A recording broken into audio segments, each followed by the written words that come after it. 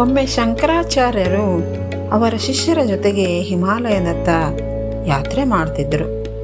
ಅವರು ಮುಂದೆ ಮುಂದೆ ನಡೆಯುತ್ತಾ ಅಲ್ಕಾನಂದ ನದಿಯ ತೀರಕ್ಕೆ ಅವರ ಶಿಷ್ಯರು ಎಲ್ಲರೂ ಸೇರಿ ಬಂದು ಅಲ್ಲಿ ಸೇರಿದರು. ಆಗ ಒಬ್ಬ ಶಿಷ್ಯನು ಅವರನ್ನು ಸ್ತುತಿ ಮಾಡುತ್ತಾ, ಹೇ ಆಚಾರ್ಯರೇ, ನಿಮ್ಮ ಜ್ಞಾನವು ಕೂಡ ಎಷ್ಟು ಅಗಾಧವಾಗಿದೆ. ನಮ್ಮ ಮುಂದೆ ಪವಿತ್ರವಾದಂಥ ಅಲ್ಕಾನಂದ ನದಿಯು ಹರಿಯುತ್ತಿದೆ. ನಿಮ್ಮ ಜ್ಞಾನವೂ ಕೂಡ ಈ ಅಲ್ಕಾನಂದ ನದಿಯ ಪ್ರವಾಹಕ್ಕಿಂತಲೂ ಎಷ್ಟು ಪಟ್ಟು ದೊಡ್ಡದಾಗಿದೆ, ನಮಗೆ ಮಹಾಸಾಗರದಂತೆ ಭಾಸವಾಗುತ್ತಿದೆ ಎಂದು ಹೇಳಿದಾಗ, ಆಗ ಶಂಕರಾಚಾರ್ಯರು ತಮ್ಮ ಕೈಯಲ್ಲಿರುವ ದಂಡವನ್ನು ತೆಗೆದುಕೊಂಡು ನೀರಿನಲ್ಲಿ ಮುಳುಗಿಸಿ ಹೊರತೆಗೆದರು. ಶಿಷ್ಯರಿಗೆ ತೋರಿಸುತ್ತಾ ಹೀಗೆ ಹೇಳಿದರು, ದಂಡವನ್ನು ನಾನು ಆ ಪವಿತ್ರ ನದಿಯಲ್ಲಿ ಅದ್ದಿ ತೆಗೆದಿದ್ದೇನೆ.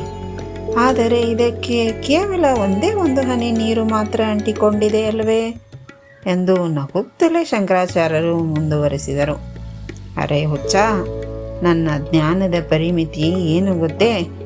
ಅಲ್ಕಾನಂದ ನದಿಯಲ್ಲಿ ಎಷ್ಟೊಂದು ನೀರಿದೆ, ಆದರೆ ಅದಷ್ಟು ನೀರಿನಲ್ಲಿ ಈ ದಂಡವನ್ನು ಅಂಟಿಕೊಂಡಿದ್ದು ಕೇವಲ ಒಂದು ಬಿಂದು. ಅಂತೆಯೇ ಸಮಸ್ತ ಬ್ರಹ್ಮಾಂಡದಲ್ಲಿರುವ ಜ್ಞಾನಸಾಗರದಲ್ಲಿ ನನ್ನಲ್ಲಿರುವ ಕೇವಲ ಒಂದು ಬಿಂದು ಜ್ಞಾನವಷ್ಟೇ. ಆತ್ಮೀಯ ವೀಕ್ಷಕರೇ, ಶಂಕರಾಚಾರ್ಯರು ತಮ್ಮಲ್ಲಿರುವ ಜ್ಞಾನದ ಬಗ್ಗೆ ಹೀಗೆ ಹೇಳಬೇಕಾದರೆ ಇನ್ನು ನೀವು ಏನು ಹೇಳುವುದು?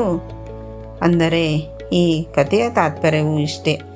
ಯಾವುದೇ ವಿಷಯದ ಬಗ್ಗೆ ನಮಗೆ ಅಹಂಕಾರ ಇರಬಾರದು ಮತ್ತು ಅಹಂಕಾರವನ್ನು ನಾವು ಪಟ್ಟುಕೊಳ್ಳಬಾರದು ಎಂದು ಹೇಳುತ್ತಾ ಈ ಕಥೆಯನ್ನು ಮುಗಿಸ್ತಾ ಇದ್ದೇನೆ. ದಯವಿಟ್ಟು ನನ್ನ ಚಾನಲ್ಗೆ ಸಬ್ಸ್ಕ್ರೈಬ್ ಆಗಿ, ಕಮೆಂಟ್ ಮಾಡಿ, ಶೇರ್ ಮಾಡಿ. ನಮಸ್ಕಾರ.